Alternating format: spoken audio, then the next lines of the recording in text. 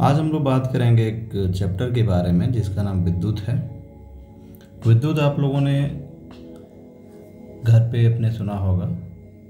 आप जहाँ रहते हैं, पढ़ाई करते हैं, कहीं भी जाते हैं तो विद्युत एक सामान्य टर्म है।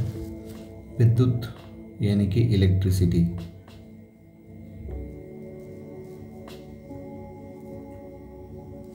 इलेक्ट्रिसिटी विद्युत बनती कैसे है, हम इस पे चर्चा करेंगे।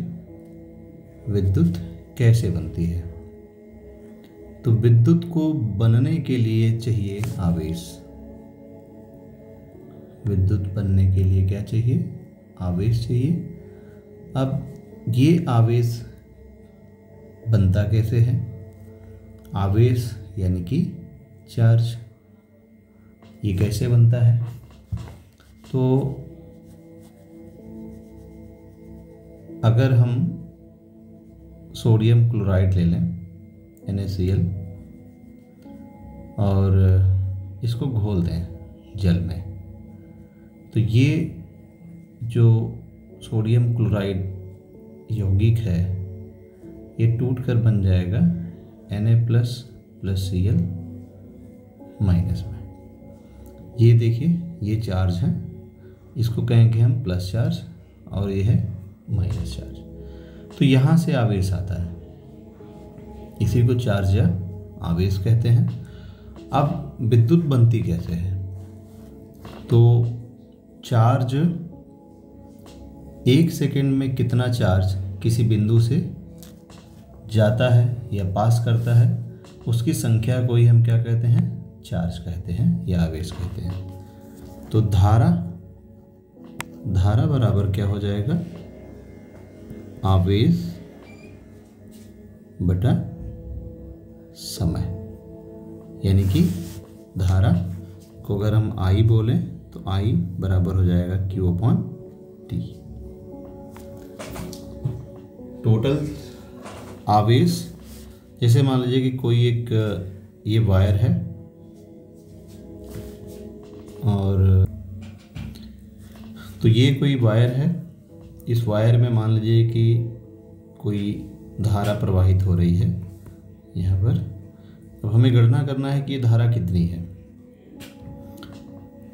धारा जब भी फ्लो करेगी तो उसके लिए क्या चाहिए? आवेश चाहिए। आवेश जब फ्लो करेगा, जब आवेश बहेगा, तब जाकर धारा बनेगी। अब आप यहाँ खड़े हो जाएं, और यहाँ से बैठकर काउंट करिए कि एक सेकेंड में कितना आवेश यहाँ से गुजरा। तो एक सेकेंड में जितना आवेश यहाँ से गुजरेगा, उस आवेश की संख्या को ही हम क्या कहेंगे? धारा। तो धारा का जो सूत्र हो जाएगा I बराबर Q/T। हमने T को 1 सेकेंड क्यों कहा? क्योंकि जब T बराबर 1 सेकेंड कर देंगे तो I बराबर हो जाएगा Q/1, यानी कि I बराबर हो जाएगा Q।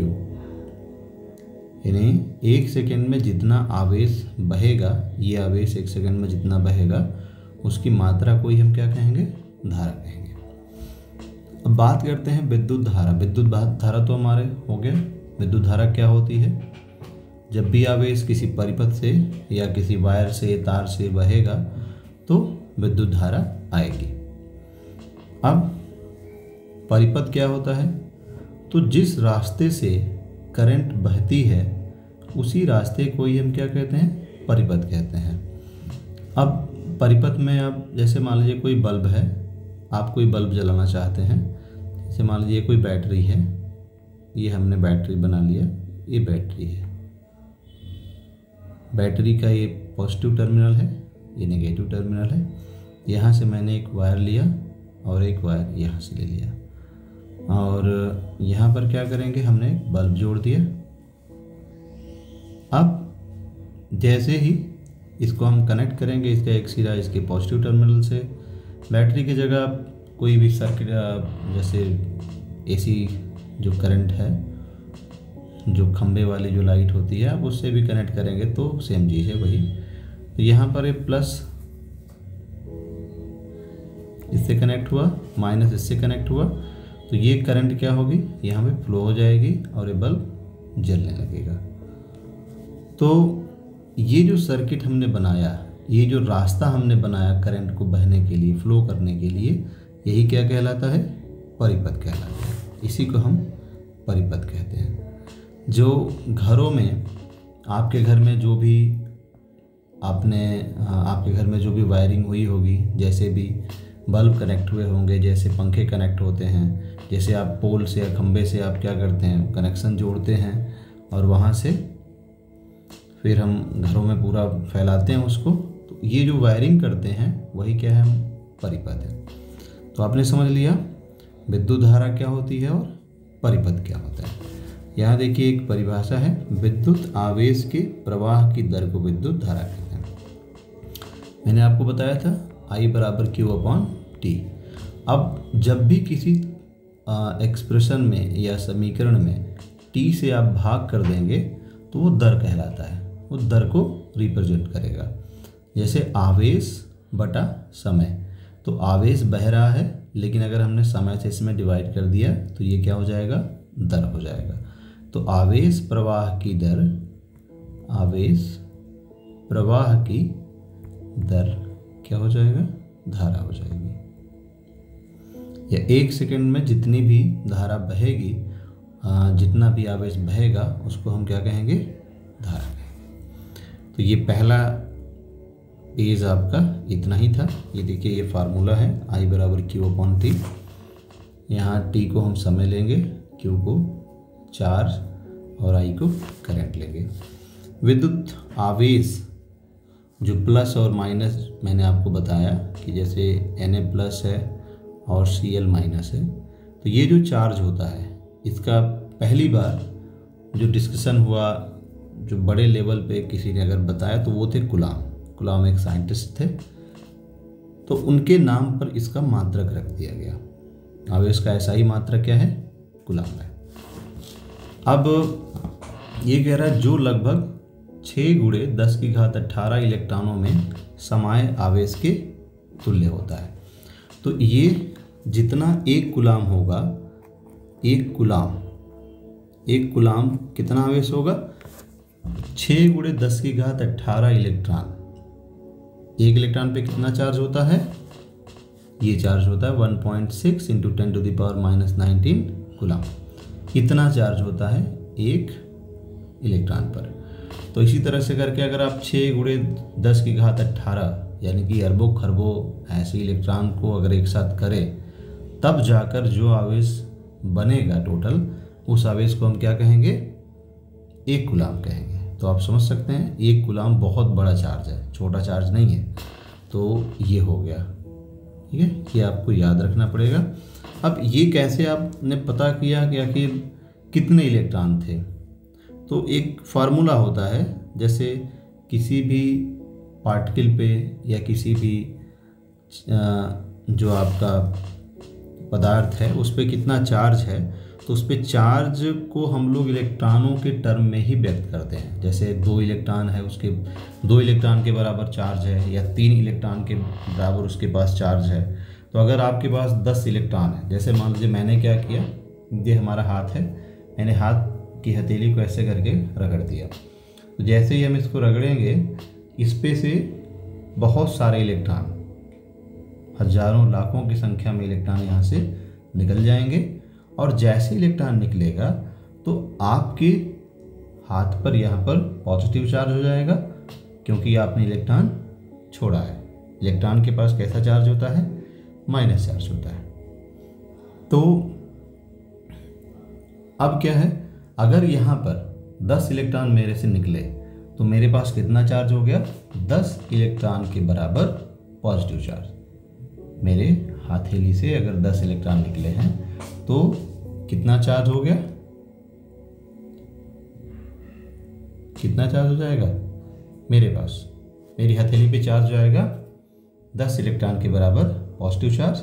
और अगर मेरे पास, मेरी हथेली पर अगर 10 इलेक्ट्रॉन कहीं से आकर चिपक जाते हैं, या मेरे कोई भी मटेरियल हो, अगर 10 इलेक्ट्रॉन वो ग्रहण करता है, तो उस केस में उसके पास चार्ज होगा 10 इलेक्ट्रॉन के बराबर, लेकिन अब चार्ज कैसा होगा? माइनस होगा। तो प्लस या माइनस ये डिपेंड करता है कि चार्ज ले रहे हैं या चार्ज दे रहे हैं, मतलब इलेक्ट्रॉन ले रहे हैं या इलेक्ट्रॉन दे रहे हैं। तो ये हो गया।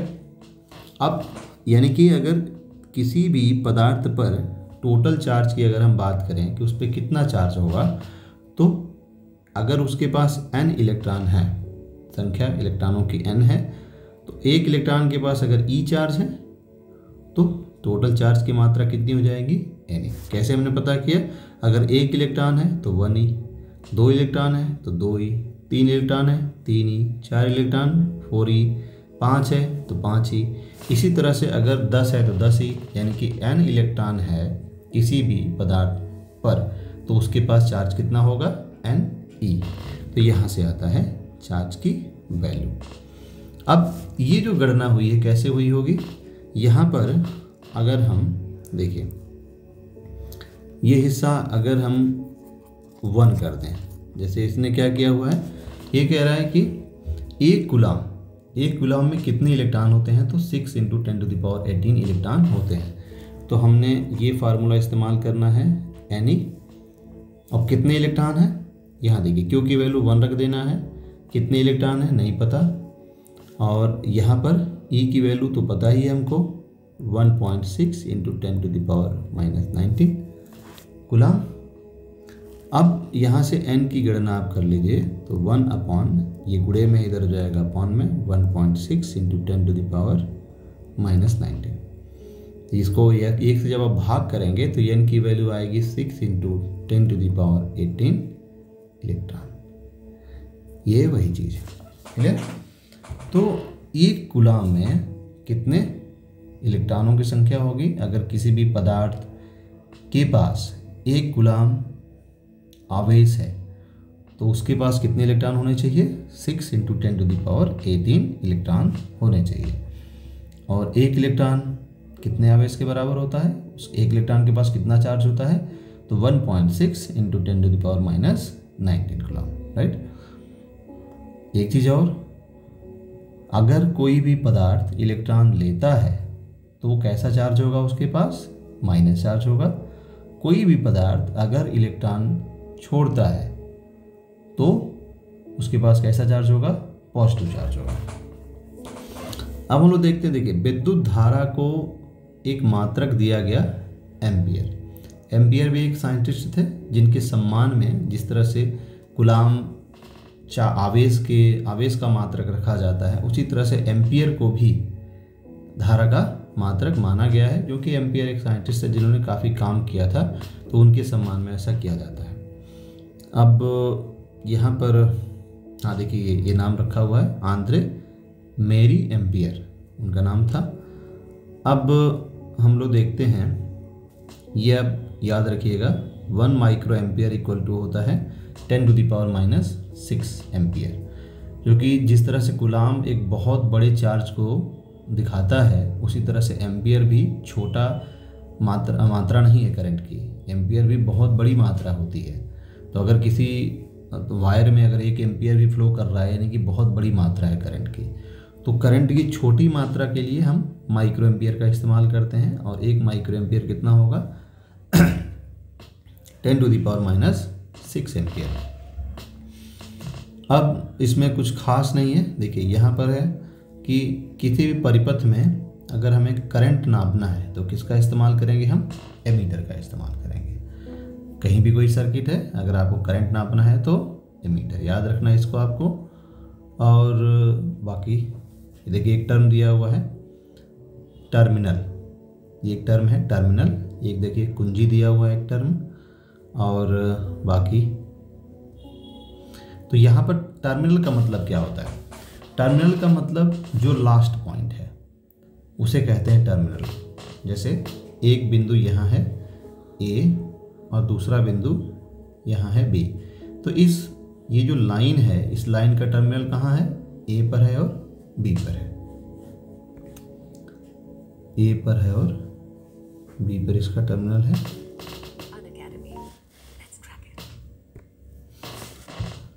तो ये टर्मिनल हो गया। बाकी कुंजी क्या होती है, कुंजी का मतलब होता है की, आप कुंजी किसी चीज़ को खोलने के लिए होती है कुंजी, कुंजी यानी कि की।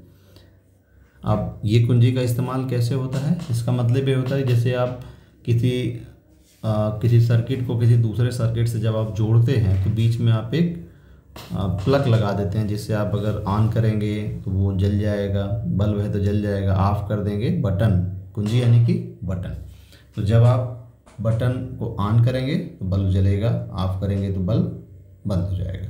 तो ये कुंजी है, कुंजी यानी कि बटन। अब देखिए ये सर्किट जो दिया हुआ है, इस सर्किट में ये बैटरी है, ये वायर है, ये है कुंजी। ये कुंजी अभी ओपन है। जब इस कुंजी में ये जो दोनों सिरे ये आपस में जब कनेक्ट हो जाएंगे तो हम कहेंगे कि ये क्लोज सर्किट है, सर्किट क्लोज हो गई है। ये है एमीटर, जो ये मापेगा इसे कहेंगे एमीटर। नाम एमीटर है इसलिए इसको ए से रिप्रेजेंट करते हैं। ये बताएगा कि सर्किट में कितनी धारा प्रवाहित हो रही है। ये देखिए ये है बल्ब। अब विद्युत सर्किट में बल्ब को हम कोई ऐसा बल्ब नहीं बना देते हैं कि जैसे कोई ऐसे बल्ब हो जैसे आप मार्केट से ख़रीद के लाते हैं, इस तरह का कुछ बल्ब। हमारे यहाँ विद्युत परिपथ में कोई भी आपको अगर इंस्ट्रूमेंट बनाना है तो उसके लिए आप उसका प्रतिरोध ही बनाएंगे, प्रतीकात्मक रूप में हम बनाते हैं। आप कुछ भी जैसे आप ऐसे बना सकते हैं, ये चीज़ है, ये जो शो करता है जो ऐसे मुड़ा मुड़ा सा आप बना रहे हैं, ये प्रतिरोध जैसा है। किसी भी सर्किट को अगर आपको इंसर्ट करना है, कोई भी सर्किट डालना है किसी परिपथ में, तो वहाँ पर आप क्या करेंगे, सिंपल एक इस तरह का एक कॉम्बिनेशन डाल देंगे, अटैच कर देंगे। ये पंखा भी हो सकता है। पंखा माने क्या, प्रतिरोध। धारा के लिए तो कोई पंखा नहीं है, धारा के लिए वो सिंपल एक प्रतिरोध है। बल्ब है तो बल्ब भी क्या है, प्रतिरोध है। अगर आप करंट से कोई मोटर चला रहे हैं तो वो भी क्या है, इसके लिए प्रतिरोध ही है। तो धारा के लिए आप कोई भी इंस्ट्रूमेंट लगाते हैं तो वो सिंपल एक प्रतिरोध की तरह देखा जाएगा। ये बैटरी यानी कि सेल, ठीक है, और ये हो गया आपका परिपथ, इस तरह से करंट फ्लो करेगी। अब यहाँ एक क्वेश्चन दिया हुआ है कि किसी विद्युत बल्ब के तंतु में से 0.5 विद्युत धारा 10 मिनट तक प्रवाहित होती है। विद्युत परिपथ से प्रवाहित विद्युत आवेश का परिमाण ज्ञात करिए।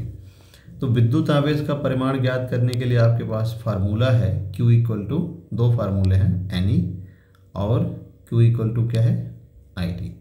ये दो फार्मूले हैं आवेश के लिए। तो जो आपको दिया है उसके हिसाब से आप इस्तेमाल करेंगे। तो यहाँ पर कोई इलेक्ट्रॉनों की संख्या तो दिया नहीं है कि इतने इलेक्ट्रॉन किसी पदार्थ से निकाल दिए गए हैं, इसलिए आप इसका इस्तेमाल नहीं करेंगे। अभी क्या दिया है, 0.5 एम्पियर की धारा है तो I दे दिया। 10 मिनट तक प्रवाहित हुआ तो कितना है आपका, T पता चल गया। तो बस हम यहाँ से निकाल लेंगे 0.5 और T बराबर 10 मिनट। जब भी क्वेश्चन सॉल्व करते हैं तो मिनट को हम सेकंड में कन्वर्ट कर लेते हैं। तो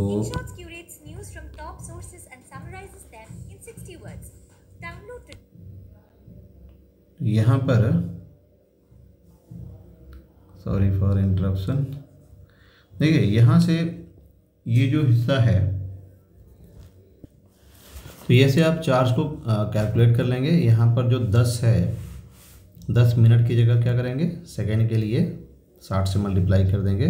तो कोई भी क्वेश्चन करना हो समय को आप किस में लेंगे, सेकेंड में लेंगे, और धारा एम्पियर में। तो ये हो गया आपका क्वेश्चन कंप्लीट।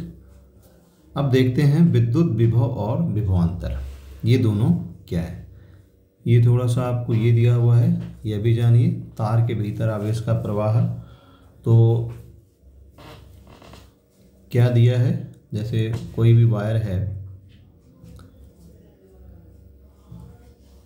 वायर है तो उसमें आवेश फ्लो करेगा। आवेश किस रूप में फ्लो करता है या बहता है, इलेक्ट्रॉन के रूप में। जो भी कोई मटेरियल है, मटेरियल के बाहरी कोश में इलेक्ट्रॉन होते हैं।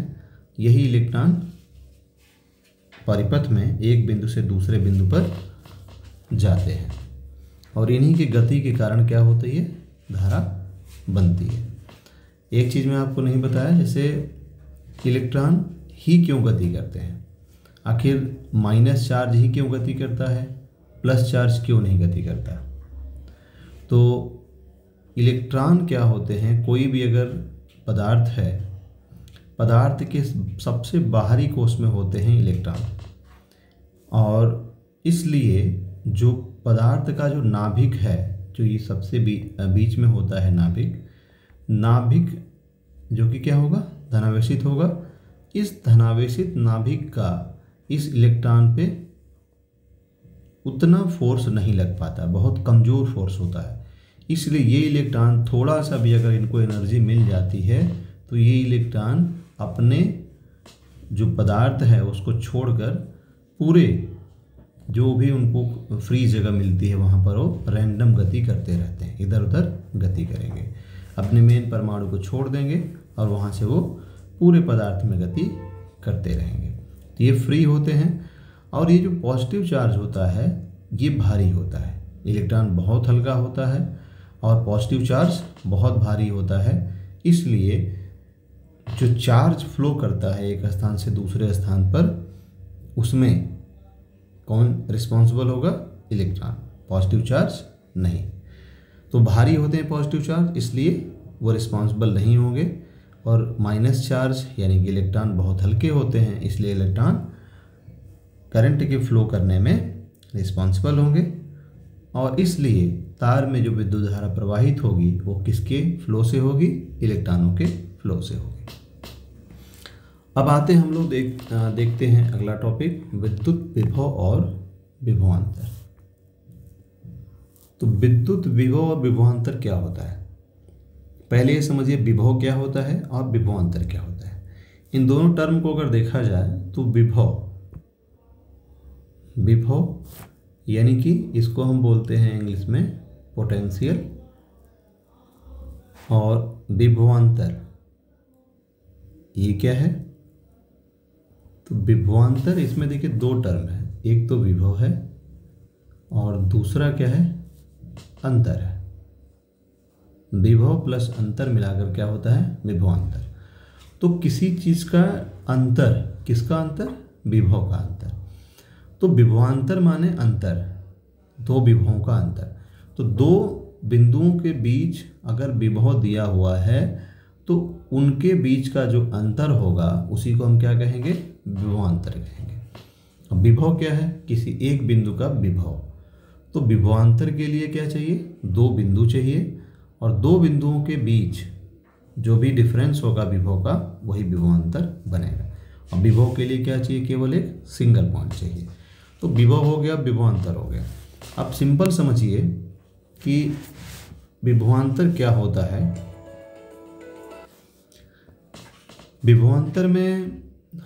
विभवांतर और विभव एक्चुअल में क्या होते हैं उसे हम समझते हैं।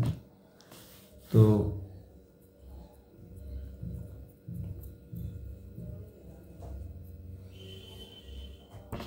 देखिए, जैसे कोई बैटरी है,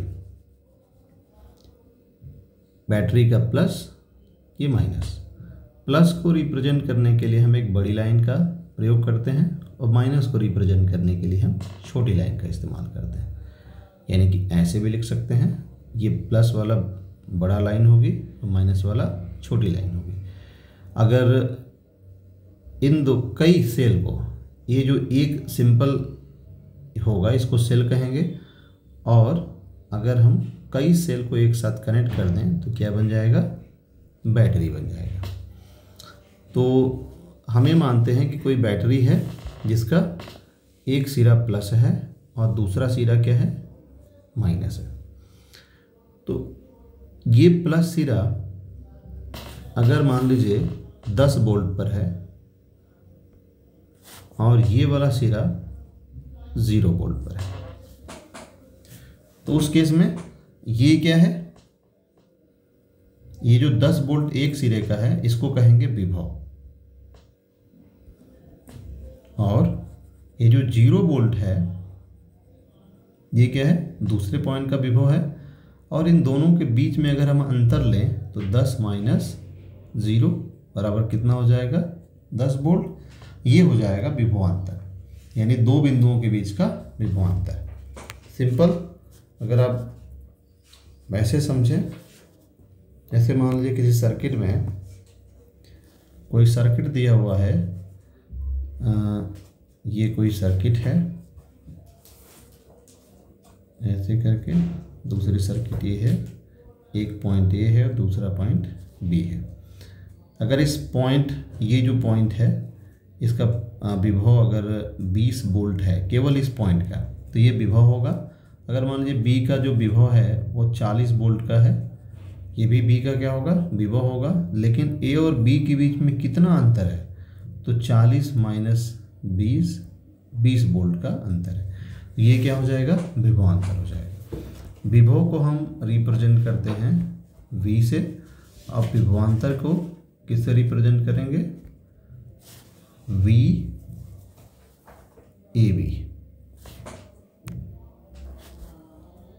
VAB,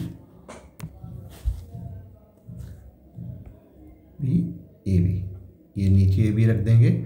इसका मतलब हो गया कि A और B के बीच का अंतर हमको लिखना है। और विभव के लिए VA लिख सकते हैं, चाहे VB लिख सकते हैं।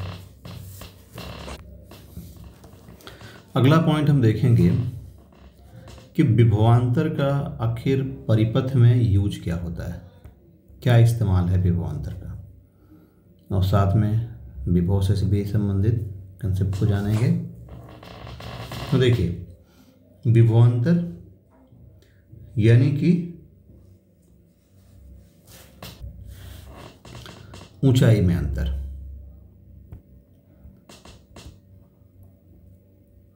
अब ये ऊंचाई में अंतर का क्या मतलब हुआ, जो धारा है, धारा यानी कि आवेश, प्रवाह की दर।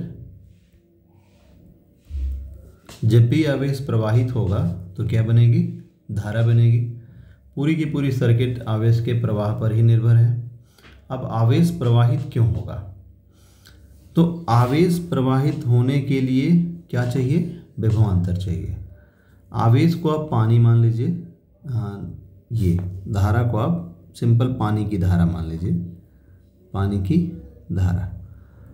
तो पानी एक स्थान से दूसरे स्थान पे कैसे जाता है, जब अगर आप यहाँ पर पानी रखे हैं और दूसरा कोई स्थान मान लीजिए यहाँ पर है, अगर इन दोनों के बीच ऊंचाई का अगर अंतर होगा, अगर ये ऊंचाई पर हो और ये नीचे हो, तो क्या होगा, पानी यहाँ से इसमें चला आएगा।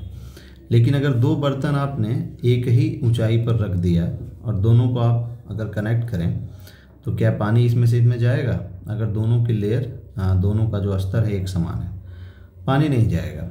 एक की ऊंचाई अगर ज़्यादा हो, एक की ऊंचाई कम हो, तो पानी फ्लो कर जाएगा। अब जो ऊंचाई है, यहाँ पर विद्युत में ऊंचाई विभवांतर के बराबर होती है। तो जब विभव का अंतर होगा, यानी ऊंचाई का अंतर होगा, तो पानी फ्लो करेगा, यानी कि विद्युत धारा फ्लो करेगी। तो अगर एक बिंदु मान लीजिए A है और दूसरा बिंदु B है, ये अगर 20 वोल्ट पर है और एक 10 वोल्ट पर है किसी सर्किट में, तो 20 वोल्ट का मतलब कि 20 ऊंचाई कितनी हो गई, 20 हो गई, और 10 वोल्ट का मतलब ऊंचाई कितनी हो गई, 10 हो गई। तो 20 से 10 पे जाएगा, आखिर पानी कहाँ से कहाँ जाएगा, 10 वाला पानी 20 पे तो नहीं जाएगा, 20 पे जो पानी रखा है वो कहाँ जाएगा, 10 पे जाएगा। यानी कि करंट किधर से किधर फ्लो करेगी, 20 से 10 की ओर, ए से बी की ओर। तो जब भी विभव में अंतर होगा, यानी ऊंचाई में अंतर होगा, तो करंट फ्लो कर जाएगी। तो विभवांतर करंट को बहने के लिए, यानी कि फ्लो करने के लिए मेन रिस्पॉन्सिबल फैक्टर है। अगर विभवांतर होगा तो करंट बहेगी, और विभवांतर नहीं होगा तो करंट नहीं बहेगी। अब हम लोग बात करेंगे कि जब धारा एक बिंदु से दूसरे बिंदु की ओर फ्लो करती है, तो कार्य कितना करना पड़ता है। क्योंकि कोई भी जैसे कोई भी वस्तु है अगर एक स्थान से दूसरे स्थान पर जाती है तो कुछ कार्य तो करना पड़ेगा। यहाँ पर क्या जा रहा है, चार्ज यानी कि आवेश जा रहा है। आवेश कहाँ से कहाँ जा रहा है, ए से बी बिंदु की ओर। तो कितना कार्य करना पड़ेगा, इसको यहाँ से यहाँ तक ले जाना है तो कार्य करना पड़ेगा। कितना कार्य होगा, तो कार्य यहाँ पर वैद्युत में कार्य W बराबर हो जाएगा विभवांतर गुणे आवेश। ये जो आपका W होगा V इंटू क्यू के बराबर हो जाएगा। तो जितना विभवांतर होगा उसमें हम आवेश से गुणा कर देंगे तो क्या निकल जाएगा, कार्य निकल जाएगा। तो यहाँ से आपके पास फार्मूला हो गया W बराबर V इंटू क्यू या V बराबर हो जाएगा W अपान क्यू। तो ये फार्मूला आपको याद रखना है। किसी भी वैद्युत क्षेत्र में अगर विभवांतर V है और Q चार्ज को लेकर जाना है तो कार्य कितना करना पड़ेगा, W by V into Q.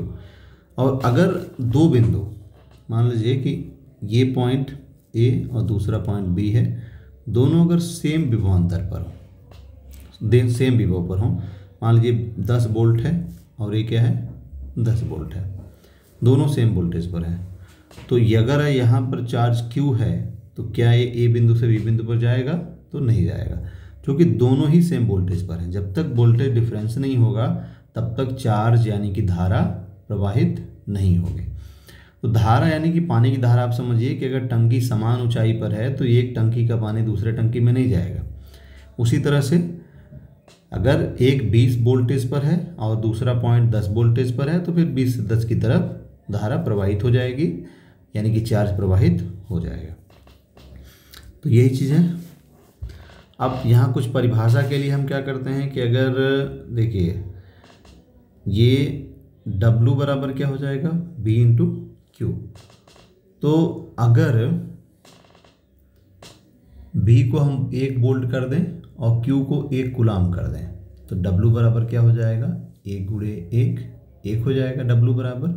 तो एक कार्य की परिभाषा दी जाती है 1 जूल की, यहाँ पर जूल आएगा, कार्य का मात्रा क्या होता है, जूल है। तो 1 जूल की परिभाषा क्या कहेंगे हम कि अगर दो बिंदु A और B हैं, A और B के बीच का अगर विभवांतर 1 वोल्ट हो और 1 कूलाम चार्ज को हमको एक बिंदु से दूसरे बिंदु तक ले जाना हो तो किया गया कार्य कितना होगा, 1 जूल के बराबर होगा। 1 वोल्ट का विभवांतर हो और 1 कूलाम चार्ज को एक बिंदु से दूसरे बिंदु पर ले जाना हो तो किया गया कार्य कितना हो जाएगा, 1 जूल होगा। अब यहाँ से मात्रक हम निकाल सकते हैं। अगर हमको कार्य का मात्रक निकालना है, देखिए कार्य यानी कि W बराबर V इंटू क्यू। तो अगर वैद्युत, वैसे तो इसका मात्रक जूल होता है कहीं पर भी, तो वैद्युत रहे चाहे प्रकाश रहे चाहे कोई भी चैप्टर हो, हर जगह कार्य का मात्रक जूल ही आना है। लेकिन एक और मात्रक यहाँ से हम निकाल सकते हैं V यानी कि वोल्ट, तो इसका मात्रक हो जाएगा वोल्ट। और ये Q का मात्रक क्या है, चार्ज है, चार्ज का मात्रक कूलाम होता है। तो यहाँ से एक मात्रक हमको मिल गया कार्य का, वोल्ट कूलाम। वोल्ट कूलाम आ गया, W equal to V Q. और वोल्टेज यहाँ पर विभव का मात्रक भी आप एक निकाल सकते हैं, V बराबर हो जाएगा W बटा में Q। तो विभव का मात्रक तो वैसे वोल्ट होता है, लेकिन एक और मात्रक आप ले सकते हैं W यानी कि क्या है, जूल है, और ये क्या है आपका कूलाम है। तो एक मात्रक हो गया जूल प्रति कूलाम, जूल प्रति कूलाम।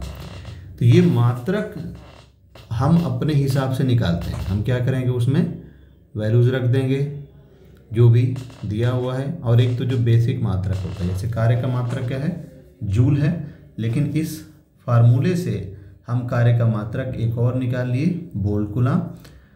विभव का मात्रक वैसे वोल्ट होता है, लेकिन हम इस फार्मूले का इस्तेमाल करके V बराबर W बाई क्यू करके W को जूल रख देंगे, Q को कूलाम। तो जूल प्रति कूलाम भी विभव का मात्रक हमको मिलेगा। अब एक क्वेश्चन दिया हुआ है, देखिए अब यहाँ पर जैसे हमने आपको बताया था कि कोई एक सर्किट है, मान लीजिए कि ये बैटरी है, ये प्लस माइनस, और यहाँ पर एक बल्ब यानी कि हम किससे रिप्रेजेंट करेंगे बल्ब को? प्रतिरोध से। चाहे पंखा हो, चाहे कोई भी घर का अप्लायंस हो, कोई भी घर का मशीन हो, चाहे कुछ भी आप इस्तेमाल करते हैं वैद्युत में, तो उसको प्रतिरोध से ही व्यक्त किया जाता है। तो ये हो गया R, प्रतिरोध को R से व्यक्त करते हैं। तो अब धारा को नापने के लिए हमने बताया था आपको क्या इस्तेमाल करेंगे? एम्पियर का इस्तेमाल करेंगे। एम्पियर यहाँ अटैच कर देंगे तो ये धारा बताएगा कितना धारा है। लेकिन अगर हमको वोल्टेज नापना है कि दो बिंदुओं के बीच या किसी बिंदु पर कितना वोल्टेज है, कितना विभव है, तो किससे नापेंगे? हम वोल्ट मीटर से नापेंगे। और वोल्ट विद्युत विभव नापने के लिए जिस भी इंस्ट्रूमेंट के जिस भी इंस्ट्रूमेंट का विभव नापना होता है कि उसके सिरों के बीच कितना विभवांतर है। जैसे मान लीजिए कि ये पेन है, हमको पता करना है कि इसके सिरों का कितना विभवांतर होगा। तो हम क्या करेंगे? हम इसके दोनों सिरों के बीच में क्या वोल्ट मीटर रख देंगे। तो इसके दोनों सिरों के बीच में हम वोल्ट मीटर ऐसे रख देंगे, ये ऐसे करके अटैच कर देंगे, तो ये इसको बताएगा कि कितना विभव है, कितना विभवांतर है। एक बिंदु के लिए विभव का इस्तेमाल करेंगे, अगर दो बिंदु हैं तो विभवांतर बताएंगे। ठीक है, तो वोल्ट मीटर का इस्तेमाल कर लेंगे हम लोग विभव नापने में। अब देखते हैं एक क्वेश्चन दिया हुआ 12 वोल्ट विभवांतर के दो बिंदुओं के बीच। एक चीज़ आपको बता दें कि जब भी कोई बैटरी की बात करता है तो बैटरी का जो हम रिप्रेजेंट करते हैं, बैटरी को जो दिखाते हैं, तो इस तरह से दो लाइन के रूप में बैटरी को दिखाया जाता है। वैसे सेल होता है, लेकिन जब हम कई सेल को एक साथ जोड़ दें तो उसको बैटरी कहा जाता है। तो सिंपल क्वेश्चन को हल करने के लिए हम लोग एक ही सेल दिखा देते हैं, कहते हैं कि यही बैटरी है। तो इसमें अगर हम कहें कि 12 वोल्ट की बैटरी है, ये 12 वोल्ट की बैटरी है, तो इसका मतलब होता है कि इसका जो पॉजिटिव सिरा है ये 12 वोल्ट पर है, और इसका जो नेगेटिव सिरा है वो कितने वोल्ट पर है? 0 वोल्ट पर है। पॉजिटिव सिरा 12 वोल्ट पर और नेगेटिव सिरा 0 वोल्ट पर। ये मतलब होता है किसी भी बैटरी के विभव या विभवांतर को बताने का। अब चलिए यहाँ क्वेश्चन देखते हैं। कह रहे हैं 12 वोल्ट विभवांतर के दो बिंदुओं के बीच। तो आपने क्या करना है? एक सर्किट बनाइए जिसमें आपने मान लिया कि उस सर्किट के दो बिंदु ए और बी हैं और इनके बीच 12 वोल्ट का विभवांतर है। तो हम लिख लेंगे बी ए बी बराबर 12 वोल्ट। बी ए बी हमने क्यों किया? क्योंकि अगर पॉइंट ए और बी है और वोल्टेज को हम V से निरूपित करते हैं तो बी ए बी मीन्स विभवांतर बिटवीन ए एंड बी। तो ए ये हो जाएगा 12 वोल्ट के दो बिंदुओं के बीच 2 कूलाम आवेश को देखिए ले जाया जा रहा है। हमने बताया था यहाँ आवेश अब आप भेज रहे हैं। किसी भी चीज़ को जब आप एक बिंदु से दूसरे बिंदु पर भेजेंगे तो कार्य तो करना पड़ेगा। अब कार्य करेंगे तो कितना करेंगे? तो यहाँ पर चार्ज Q दे दिया है 2 कूलाम। ठीक है, अब आपको पता करना है W कितना है। तो W एक फार्मूला मैंने आपको बताया था कि W इक्वल टू होता है V इंटू Q। ये सब आपको याद रखना है। तो V की वैल्यू कितनी हो जाएगी? 12 वोल्ट और Q की वैल्यू कितनी हो जाएगी? 2। तो 12 दूना 24, ध्यान रखिएगा जूल। 24 जूल। जूल को किससे निरूपित करते हैं? कैपिटल J से। तो 24 जूल ऊर्जा आवश्यक होगी उस बिंदु को एक स्थान से दूसरे स्थान यानी कि ए से लेके बी तक ले जाने में। बाकी यहाँ पर प्रश्न दिया हुआ है, इसे आप कर सकते हैं। यहाँ पर देखिए ये विद्युत परिपथ आरेख दिया हुआ है। विद्युत सेल, मैंने कहा था कि जब एक सेल की बात करेंगे तो हम लोग प्लस माइनस को ऐसे कंबाइन कर लेते हैं, प्लस वाले को बड़े डंडे से, छोटे से, और बैटरी अथवा सेलों का संयोजन। बैटरी क्या होती है? Combination of cells. बहुत सारे सेल्स को जब हम कंबाइन कर देंगे तो क्या बन जाएगी? बैटरी बन जाएगी। अब देखिए खुली प्लग कुंजी अथवा स्विच तो आप घर में यूज करते ही हैं, जो बटन होती है उसी को कुंजी भी बोलते हैं। खुली कब होगी? जब आप ऐसे रखेंगे ये। अब बीच में अगर आपने कोई बिंदु डाल दिया तो हम क्या कहेंगे? वो बंद हो गई। ये परिपथ का परिपथ की भाषा है, परिपथ का लैंग्वेज है, विद्युत की भाषा है, आपको ऐसे ही समझना पड़ेगा। अब ऐसा नहीं कि मतलब आप सोचें कि ये ऐसे करके ऐसे ऐसे करते हैं तो इसे कहेंगे कि बंद हो गई, नहीं ऐसा नहीं है। हम ऐसे ही कहेंगे ये विद्युत की भाषा है, साइंस की यही भाषा है, तो आपको यही मानना पड़ेगा। ये ओपन है, ये क्लोज है। तार संधि, तार संधि का मतलब होता है कि जब एक तार को दूसरे तार से आप जोड़ते हैं, घरों में आपने बहुत बार ऐसा किया होगा, एक तार जब टूट जाता है तो आप उसको जोड़ देते हैं। तो ये एक तार ऐसा है, ये दूसरे तार को यहाँ से लाकर हमने ऐसे ऐसे करके जोड़ दिया। बिना तार के क्रॉसिंग, तो मतलब क्या है कि एक तार ऐसे दिया हुआ है, आप क्या करेंगे दूसरे वायर को, ये अगर एक बार ऐसे जोड़ना है तो हम क्या करेंगे इसके ऊपर से मतलब टच ना करें, तो एक तार ऐसा है, फिर ऐसे करके आगे बढ़ जाएंगे। एक क्रॉसिंग का है। विद्युत बल्ब, अब ऐसे बल्ब अगर आप बनाने लगेंगे तब तो फिर आप सर्किट ही बनाते रह जाएंगे। अगर 10 पंखा दे दिया कि 10 पंखे हैं तो फिर तो आप 8 बनाएंगे, पंखा डिज़ाइन करेंगे, ऐसा नहीं है। हम सिंपल एक ये ऐसा करके बना देते हैं कि ये पंखा है, बल्ब है, लिख देंगे नाम कि बल्ब है, ये पंखा है, बाकी सबको इसी तरह बनाएंगे। प्रतिरोध, ये है प्रतिरोध का चिन्ह, ऐसे बनाते हैं। और परिवर्ती प्रतिरोध, परिवर्ती का मतलब होता है ऐसा प्रतिरोध जो बदलता रहे। एक प्रतिरोध बॉक्स आता है, उस बॉक्स में आप एक स्विच होती है, उस स्विच को अगर आप उठाकर एक बिंदु पे लगा देंगे तो कुछ प्रतिरोध लेगा, दूसरे बिंदु पे लगा देंगे तो कुछ प्रतिरोध लेगा, तो इस तरह से आप चेंज कर सकते हैं। तो इसको कहते हैं परिवर्ती प्रतिरोध, यानी कि जैसे जैसे आप उसको इधर उधर करेंगे वैसे वैसे प्रतिरोध बदलता रहेगा। तो ये निरूपित करने का तरीका है, आपको ऐसे करना है, फिर ऐसे करके एरो बना देनी है, या ऐसे भी कर सकते हैं, ये भी है। एमीटर, ए से plus minus, voltmeter B से। एमीटर को किसी भी सर्किट के साथ कैसे लगाते हैं हम लोग, श्रेणी में लगाते हैं। जैसे अगर मान लीजिए कि ये पंखा है, ये पंखा है, अब इस पंखे से बहने वाली धारा हमको पता करनी है, तो हम क्या करेंगे, इसके साथ श्रेणी में हम ये एमीटर लगा दें। यहाँ हम श्रेणी में एमीटर लगा देंगे। और अगर हमको अगर हमको वोल्टेज नापना है कि वोल्टेज कितना है उस बल्ब के अक्रॉस या बल्ब के दोनों साइड कितना वोल्टेज डिफरेंस है, तो हम क्या करेंगे, यहाँ पर ऐसे लगाएंगे, ये वोल्टेज ये ऐसे लगाते हैं, ठीक है। तो ये तरीका होता है वोल्टेज नापने का और करंट नापने का। जब भी आपको करंट नापना है तो आप ऐसे लगाएंगे यहाँ इसके साथ श्रेणी क्रम में, और जब वोल्टेज नापना होगा तो इसके दोनों सिरों से उसको ऐसे करके लगाकर और उसके साथ समांतर क्रम में लगा देंगे। और समांतर क्रम श्रेणी क्रम क्या होता है हम लोग देखेंगे अभी आगे चलकर, बट अभी के लिए आप ऐसे जान लीजिए। तो आज अभी इतना ही रहने देते हैं, फिर हम लोग नेक्स्ट क्लास लेंगे तो जो बाकी के ओम का नियम है उसको हम लोग उस पर चर्चा करेंगे,